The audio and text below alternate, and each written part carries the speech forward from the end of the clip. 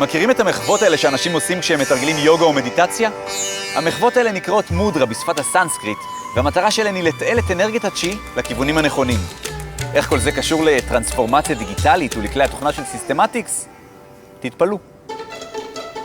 אנחנו פיתחנו טכנולוגיה שמאפשרת חישה של הפעילות העצבית בפרק כף היד, מה שבעצם מאפשר לנו להשתמש בתנועה של האצבעות של היד כדי לשלוט בממשקים. הטכנולוגיה הזאת מיושמת בצמיד הזה שנקרא מודרה בנד, שמיועד לשליטה באפל וואץ' ומאפשר לי לשלוט בשעון ממש עם האצבעות של היד שלובשת אותו.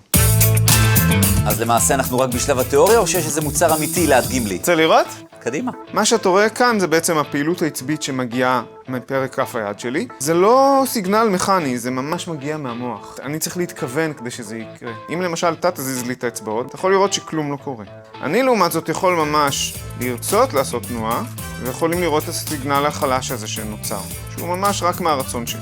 יצא לי לעבוד קצת בתור מתנדב במעבדה של EEG, וראיתי שם פעם ראשונה את הנושא הזה של ממשקי מוח מחשב. עכשיו, לקחת את אותה טכנולוגיה, שכבר הייתה קיימת, את אותם רעיונות, אבל לעשות אותם במשהו שאנשים יכולים היום לאמץ. לספור על שתי ידיים את מספר העובדים בחברה, ובכל זאת הספקתם כל כך הרבה.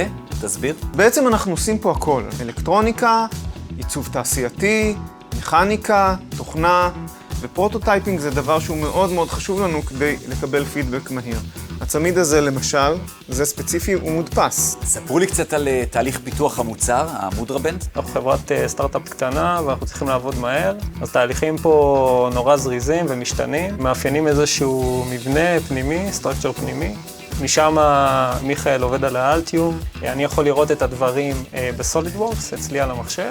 בעצם באופן הזה אנחנו יכולים לעשות הרבה שינויים בזמן קצר ולקבל את התוצאות במהירות. מה ששונה מהתוכנות שהיינו עובדים בהן קודם זה שהכל ביחד בסביבה אחת. וזה מאוד מקצר ומקל על העבודה.